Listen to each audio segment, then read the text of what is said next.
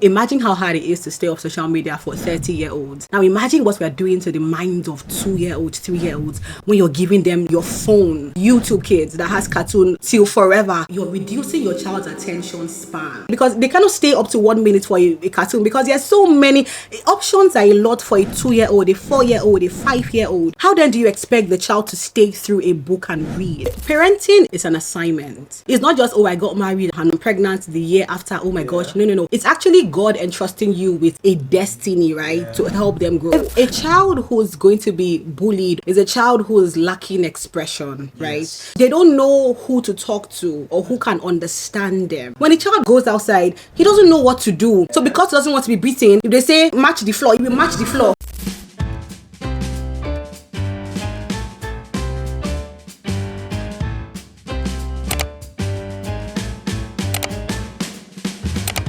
Hi, Ibe. Hi, how you doing?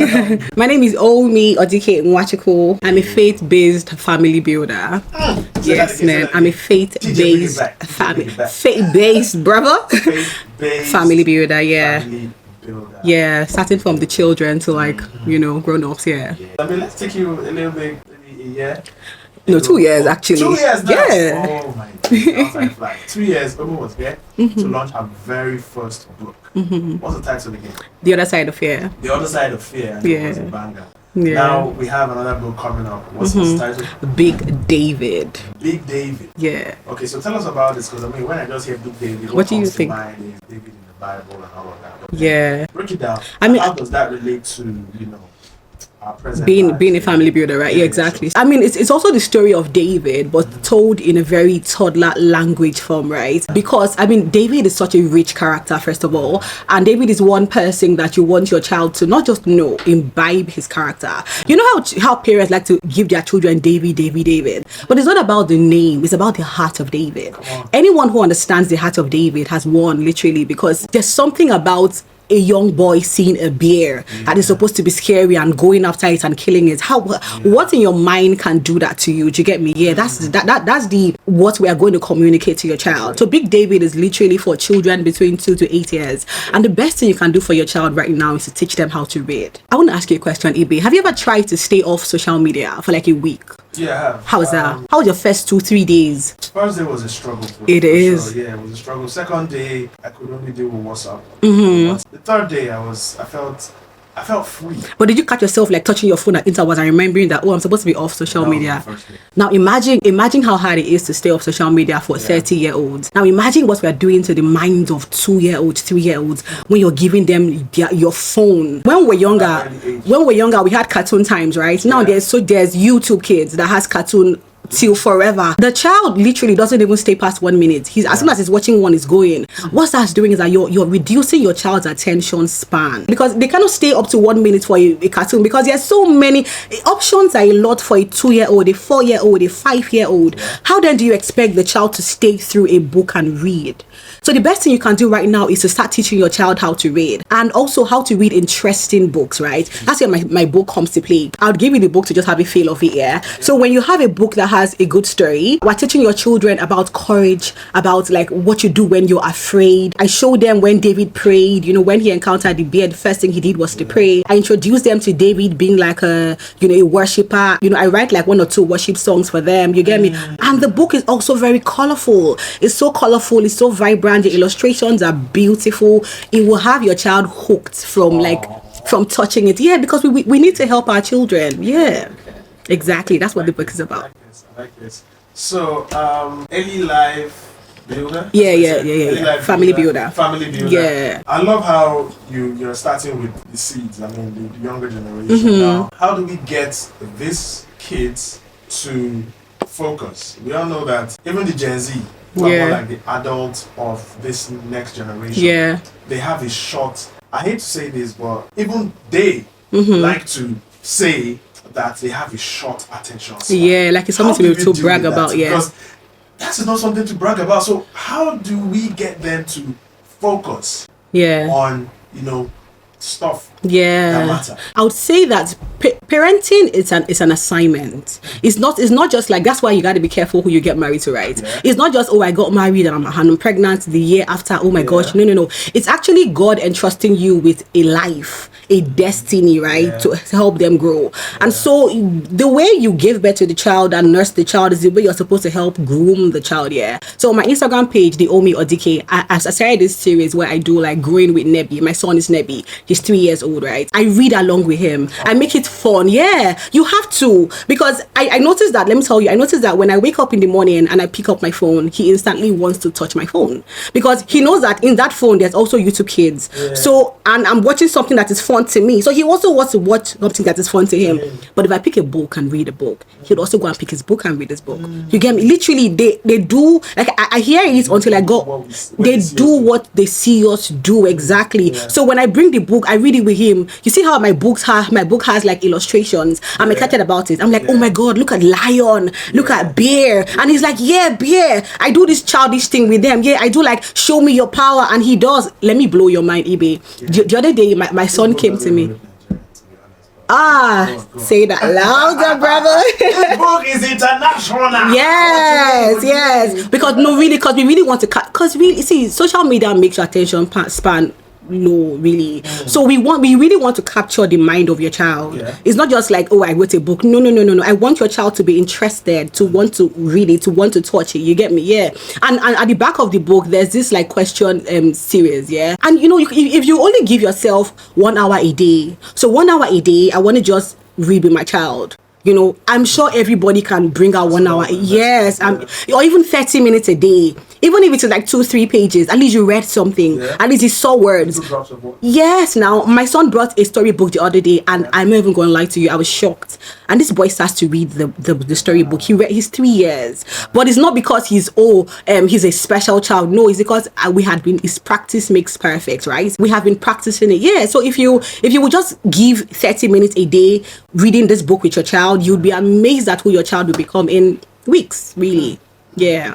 Okay, interesting. So I have a few more questions to ask you. Let's go on a break. When we come back, ladies and gents, we'll be talking to the author, super duper author, Omi Odike Nwachukwu, in the building. She has a new book out. It's called Big David.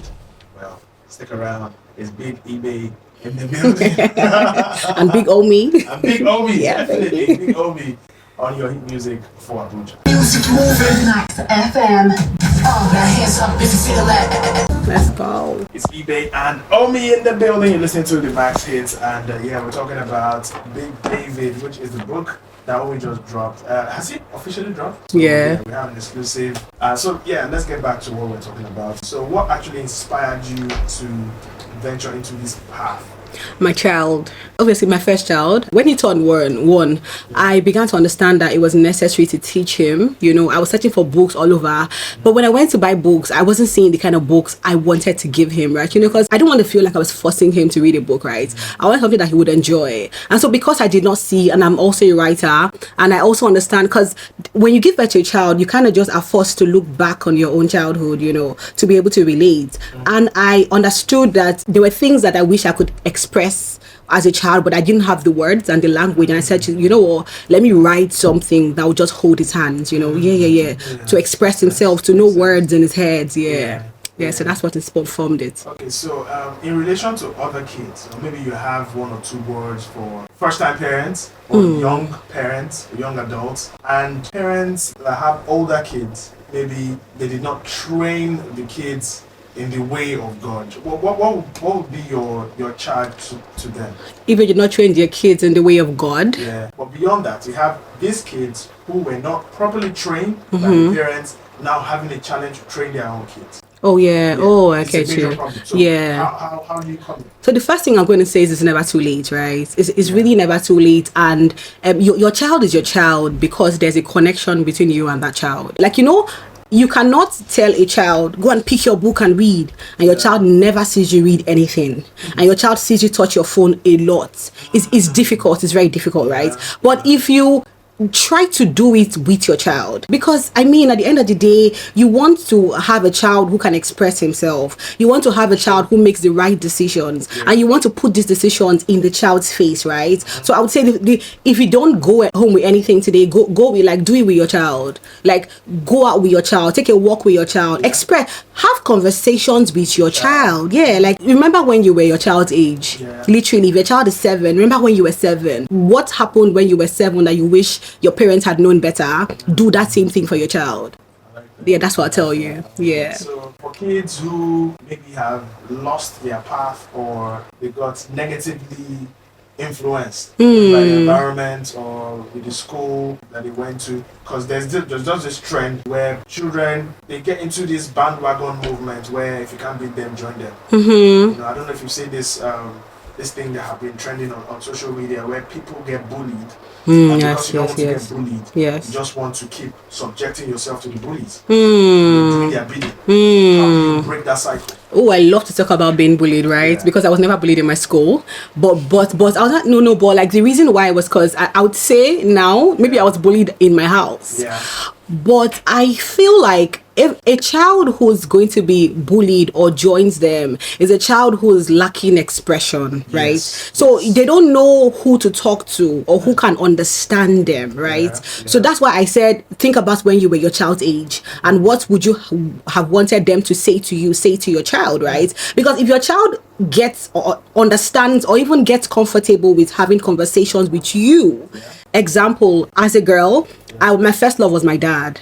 I was really close to my dad. He loved me and I knew he loved me, right? And so automatically when I go out and I see a guy who doesn't talk to me with that respect, I just leave you alone, because I've been introduced to love that I know that you have to see my worth. It's the same thing as a child who is being bullied. If in the house you don't allow the child express himself, you just shut the child up every time. Sometimes you think it's just beating. When the child goes outside, he doesn't know what to do. He doesn't also want to be beaten. So because he doesn't want to be beaten, if they say match the floor, you will match the floor, because you've made the child feel like you can't talk in the house. So when I go outside, I can't talk, but they're human beings too. They are little, they don't understand the way you understand, they don't understand the repercussions of things the way you get it. But if you can just remember when you were that age, that's like, I don't know, big epiphany. If you remember when you were that age, relate to that child like he was that age, so that when you get angry, because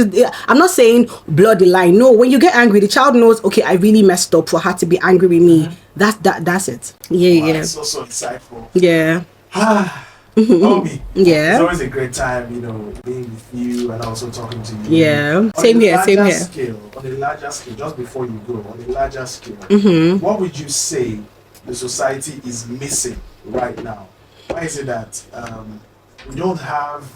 these days we don't have those shared values, or those values we used to hold so close to to ourselves growing up? If you grew up in the early 90s, maybe late 80s, early 90s, and even to some extent maybe early 2000s, there used to be some values, family values, but are no more in existence, or will I say they're extinct to a larger degree. How can we bring all those values back? So I think it's also how the values were communicated, right? You know how they say a child that has been locked at home for a long time, when they go outside, they're like, see, I want to fly, let me fly, and they go extreme, right? Because in the house, because the father or mother was very scared of them spoiling, they caged them. You have to understand that you would not also like to be overcaged yourself, right? So you have to learn to communicate these values in a way that they enjoy it. Take, for example, in the mornings, every morning, my child and I, history, emphasis, but we read the Bible together. But I make it so much fun. So I open the Bible app and there's word for the day, but you got to like choose 1, 2, 3, and I say, oh yeah, which one do you want? You want 1, 2, or 3? And you will literally see my little man thinking, and then he picks 3 or something, and then I'll now say, repeat it after me. He doesn't know that I'm imbibing the reading culture or the Bible study lifestyle in him, but to him it's fun. So as he grows, we would extend it to like 2 verses, 3 verses, 4 verses. by the time I want him to read the whole chapter, it won't be a problem. But I cannot come and say, it is morning, how dare you touch your phone? Now, man, and I'm touching my phone. So I feel like those values is how you communicate those values. If you make it, because they're children, they also want entertainment, right? If you make it enjoyable, so even like prayers, right?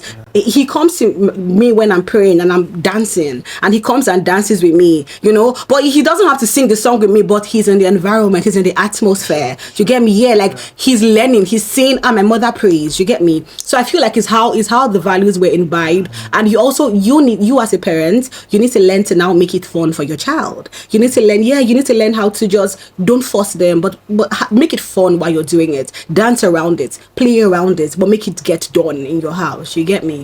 I love that. Exactly. Very, very in-depth. Very in-depth. Thank you so much, Omi, for coming through. Thank you, And, eBay. where can we find you on social media? Oh, I'm on Instagram, DOMI or DK, TheOmyOdike. I have a website, omiordkn.com. If you just follow me on Instagram or follow me on Facebook, even YouTube, I'm Omi or DK on YouTube as well. Yeah, you would find everything. We're having a physical lunch.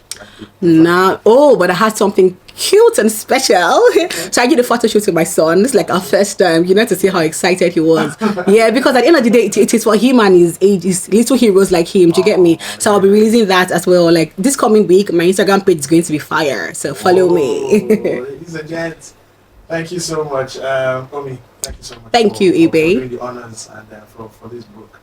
We hope that more books will be coming in. More books will. More books. Yeah. Like this is volume 1. Hopefully there will be like 5 other volumes under Big David. Yeah. Because it's Big David, duh. Come on.